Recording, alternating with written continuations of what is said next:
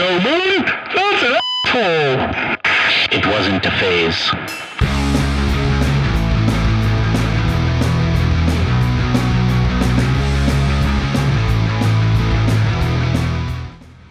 Hello everybody, welcome back to the Senior Citizen Podcast. We are in a new location. This universe was against us for this interview, but this is something that means the absolute world to me. We have Zac from Man Overboard. How you doing, Zac? I'm great. How are you? You can hold the mic, by the way. I was expecting to have more than one, but feel free to snatch it from me.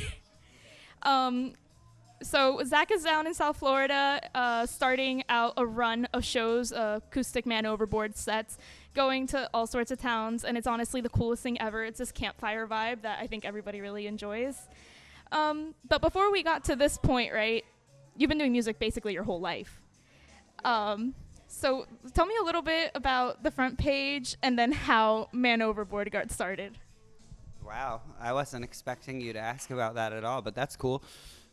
The Front Page was my band that I think we started, I believe it was very early in the school year, like September or October, and I was a junior. And what had happened was I was transitioning out of being like a street punk kid, kind of, you know, which I kind of reverted back into in adulthood. But I was discovering that, like, I remember thinking about that all of a sudden, because I didn't really like emo stuff when I first heard it. I liked street punk, and before that I liked like AFI, and I liked The Offspring and bands like that, and I liked Blink, but I liked NoFX, I liked Rancid, you know. And then something hit me where it was kind of like, whoa, my problems in this life are like girl related. They're not the things that Rancid or the Unseen or the Casualties or AFI, Pumpkins and stuff. It's not what they like. This is very relevant to my life. Like, I think I had this revelation. So we started The Front Page. It was our emo band. Justin was in it, and then eventually Wayne was in it, and they were both in Man Overboard. And Nick had a band called A Sense of Belonging. They're like 3 or 4 years older than me. Sorry. So I was, I think, a freshman when Nick was a junior. So his band, but the other kids in Nick's band were older than him. A Sense of Belonging was like a few years older than us, and a pretty popular local band. And The Front Page like did pretty good for like a local band. And those two bands, so Joe from Man Overboard was in that band with Nick. And A Sense of Belonging and and Front Page really just combined kind of when high school was done for me. And then we felt like we were the kids we were two different high schools, but we felt like we were the kids that like took it serious. Like if I know anyone from local shows that's really going to try to do this like I am, it's that kid from that band, or it's that kid from that band. Like, you know what I mean? I think there was a vibe like that, and we all looked at each other like, you guys seem pretty serious, we're pretty serious, people kind of like you, people kind of like us. Let's like see what we can do. You know what I mean? That's pretty much it. No, I love it. It's like you had a merger of two companies, and it wasn't that scary because you're not everybody's thinking, oh my God, layoffs. Exactly. And everybody's between like 17 and 20, I would say, in both parties. And it was just kind of like, yeah, it's like there's a subsect of people who are in that community college age who are, do I curse? Am I allowed to, what do you? You're allowed to curse. This is a, you know. I was just gonna, who are like, now I don't even have to curse. But I was gonna say who are like, I'm fucking doing it, bro. You know, there's people in a scene. I think when you're that age, or at least it was for us, there felt like there was, you know, some kids who were like, this just means it's go time. It doesn't mean I don't have a band anymore because high school's over. It means it's really, really, really time to go. And I think that the five of us saw that in each other, and we're like, let's fucking go. You know what I mean? I love that. It really shows that like the essence of a local scene is the same, especially if going to another state or another place in time.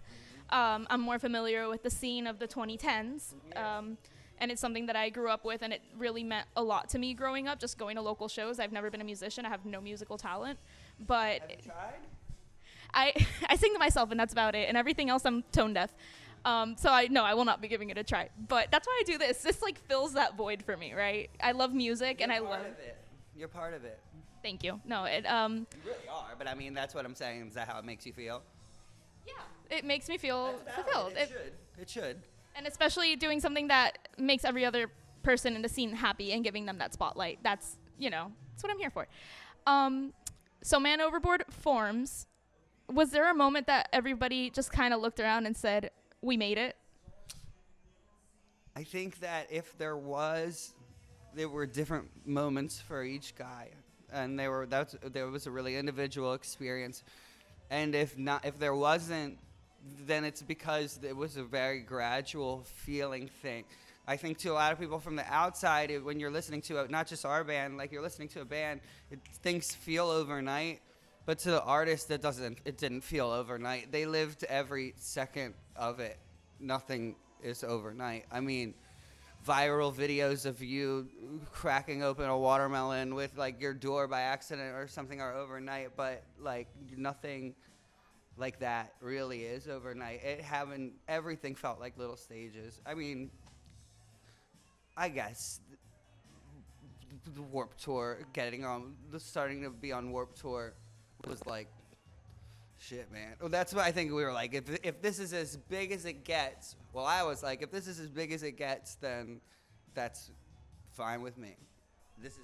If this is it, like if I've arrived, that's cool.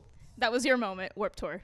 Yeah, I would say after that, to this moment, I'm like very happy with the love and the amount of recognition that Man Overboard gets. Makes me feel like blessed and shit. And I would say that I probably started feeling that way like around then, yeah, the Warped era, for Man Overboard's Warped era, Man, Warped Tour was just something so special. I'm glad that it's back. It's something exciting that it's back and that other generations will get to experience it in whatever form it comes in now, obviously. Yeah. But no, I love to hear that, it is a gradual thing and we do just have an outside perspective.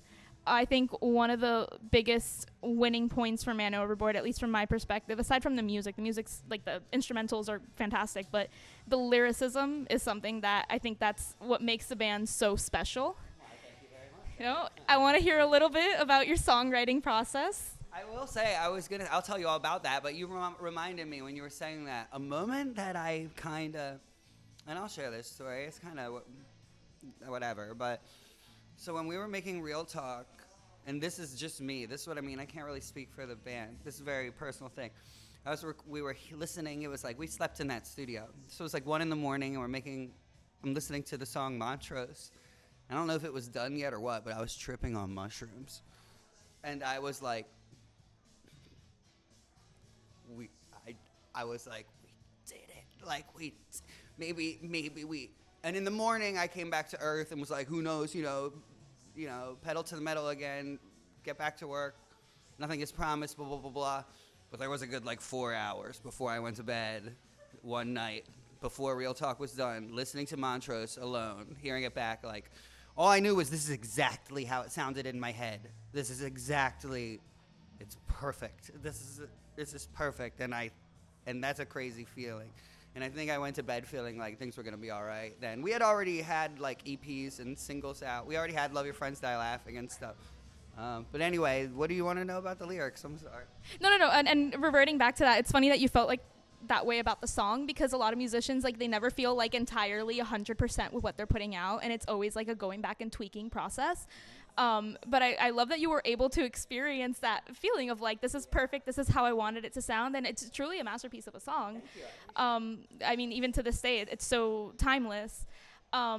Speaking of Real Talk, for me, my favorite, I think it's an EP actually, but Before We Met to me is just my all-time go-to comfort album. There are so many tracks on there that even as I listen to them now, one In Orbit is one that way before I was I don't like that one too much, and then now I'm wait, no, this slaps. It grew on me, but this, I needed to be, in my 20s to be oh yeah, this one's it. But no, just the songwriting process. Where do you get inspired from? There's a lot of witty lines. There's a lot of sarcasm, sometimes vague things. Yeah, there are.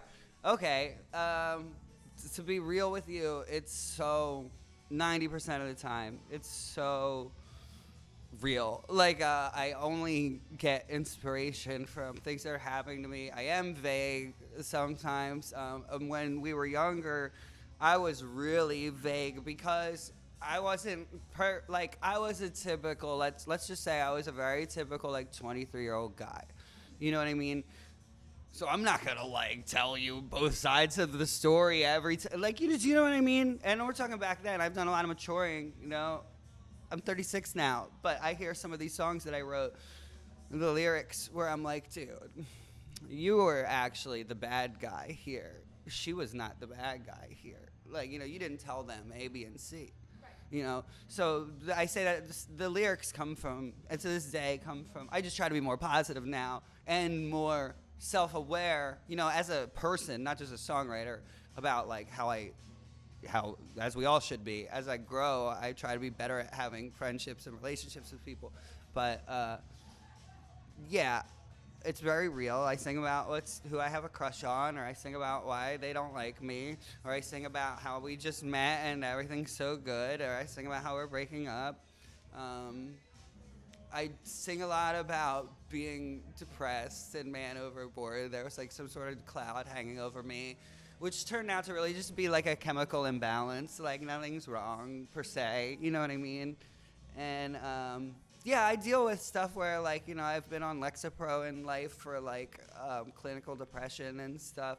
So there's a lot of like, I have, I think, a pretty skewed negative take on things. And as far as the sarcasm and stuff goes, I'm really quite a silly person. Most people who know me would describe me as that. And I feel like the content of our music is so not silly that I need to, but it's also a level of like sass that is very like real, that I don't, that's kind of a lot of times the whole point. Like if I can't be like that, I don't even want to say any of the song, you know, because that's not, wasn't the point. So I don't know, maybe I'm just kind of like a bitch, you know, but that's where I think when it's like sarcastic and stuff, I try to remain cute, you know, but like also be like, dude, you know, and I think that's relatable to people. It's sarcastic, but it's not offensive. It's not too harsh. It's still playful, fun lyrics that make it relatable. And I think I always want Man Overboard to be. That's what Man Overboard's always supposed to be to me. Like, Man Overboard's supposed to be punk and stuff, but it's also supposed to be really bubbly. Do you know what I mean? Yeah, like, it's doing what it needs to do. Thank you. I've always wanted it to. It's bubbly. I don't know, you know, it's champagne. Yeah, like it's I don't want to say girly, but you, as a man, at least for me, you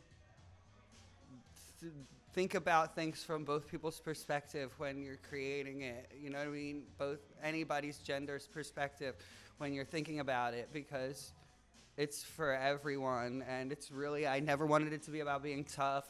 None of us ever wanted to have breakdowns or anything like that. Like, we love that type of music. I listen to that type of music, but that's not what Man Overboard is. It's heavy on the pop and pop punk, you know? And I like it like that. For sure. Yeah. It was a long journey with Man Overboard. It's been a long hiatus. Fans were waiting for it. You decided to do this acoustic tour. And last night you told me you were a little afraid of actually doing this. And obviously you had a great night. The crowd was great. How do you feel going forward with the rest of these dates? Well, last night certainly juiced me up a little bit, for sure. It was really good, like you said. And yeah, I feel, you know, still like, I hope that the rest of the tour's like that. But I mean, I'm feeling pretty good about Florida now, and just being real, like it's nerve-wracking. You don't know how people are gonna react to you being like, well, I'm doing this, you know, I don't know about them, but I'm coming out. Is that gonna be something that people think are they gonna look at that and go, oh, that's cool, and keep scrolling, or are they gonna go, oh, I need to see that? Like, I don't know that, and it's kind of like I'd like to know. You like to know before you do something like that, but you don't. But I just had to do it, and I'm very happy I did. So I'm feeling better, yeah. I was never not excited at all. Right. But I was a little nervous, and I wasn't. Tell you, last night once I was playing for like 15 seconds. I would say at 15 seconds in, I was like, we good, yeah. Autopilot. No, and the reception is there. People have been waiting for it. Do you think there will ever be a full band Man Overboard in the future, or you just don't know? I just don't know, and I don't, more importantly, want to speak for them. We're all on great terms and whatnot. It's just that they have different, very valid, but very different priorities in life right now. These songs are always kind of been my baby, and they know that. And this was kind of, if you grew up with me, which they did, I don't think anybody's shocked that this is what I want to go out and do. And the way that the creative process always kind of worked with our band, it's not the most nonsensical thing. It makes sense, you know. It's not. It's just me singing my songs with an acoustic guitar, and I don't know. I don't remember. Wait, what was the original question? I'm sorry. If we would ever see a full band Man Overboard again, and it's very comforting as a fan to hear that everybody's still on good terms. It's just life happens. Wait, I have a better answer for you then. My bad. I'm sorry. I got all. But I think that, yeah. But I can't say when. I don't want to rush them to be like 100 with you guys. Like, I don't want to put any kind of pressure on them. I want them to know, and they know, hopefully, that like I just do it in this. It's not because I want to do it. I would love, you know, the door's always open, and they're gonna come back when it's good for them. But you know, there's different things. Two different people in the band own businesses. Joe's trying to be like a farmer. Nick plays in other bands. He has a pizza shop. He has a studio.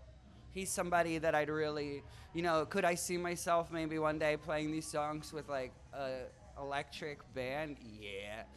But I'm never gonna there's not gonna be a new singer of Man Overboard. There's not gonna be a new bass player of Man Overboard. There's just like Zac, or they're here. But if those two things are synonymous, me and Man Overboard, then that's fine with me. That makes me really, really happy, you know. So, I think that in time, yes, short answer, but who knows when?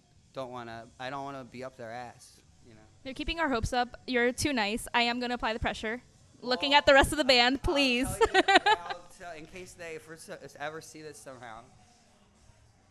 I was up their ass for a really long time. And then eventually, and I'm saying this in fairness to them, there comes a point where that's not cool of me anymore, where I need to accept what they want to do. And that means, all right, I'm just going to go then, you know? And that's pretty much what it is. I was up their ass. I say, because I imagine one of them watching this and seeing me say, I don't want to be up their ass, and they'd go, you were. Oh, good job of that.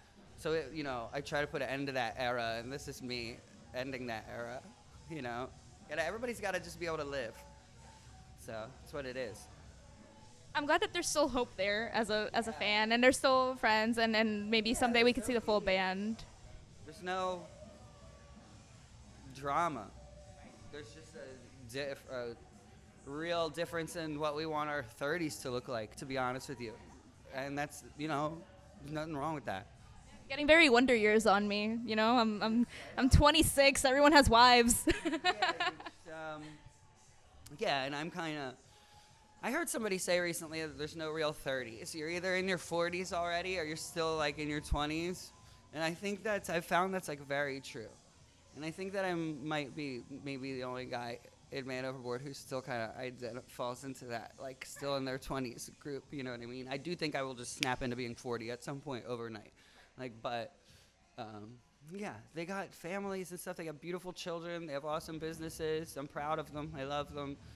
I just am going to go, this is my beautiful child. This is my business. You know, this is what and to be completely real, I've put a lot on the back burner in life as far as relationships go, and as far as personal things and settling down in a lot of ways and being happy. I've put on the back burner for my music for so many since I was 17 years old. So it's like this is what I was doing, you know, and then hopefully I can maybe start to get the other areas of my life in order once this is figured out.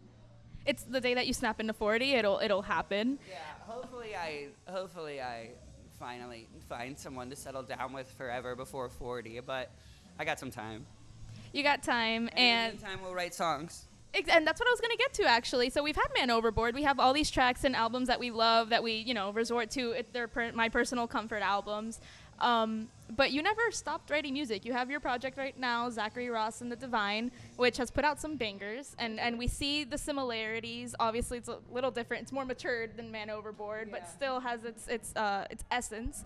I want to know, you know, what's going on with that? What's it looking like? Is it more like, I need an outlet, so I'm doing this? Or is it a project that you plan to take a little bit more, you know, full band maybe on in the future? It's a project that I plan to take very seriously forever, but I don't see it going full band. Like what I want to do is,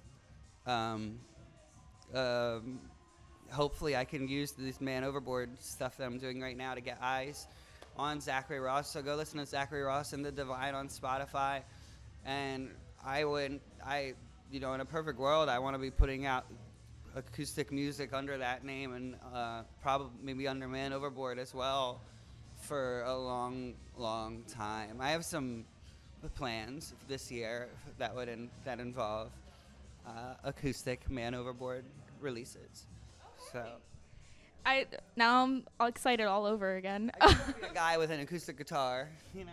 It's giving Never Shout Never, like way back in the day.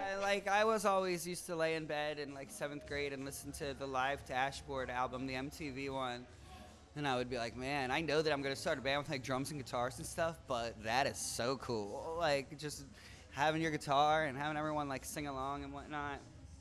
Shout out to my sister, because I would steal that CD, and then when other kids at school asked me if I liked Dashboard, I'd be like, no. The perfect scapegoat. That's not mine. What are you talking about? It was my sister's.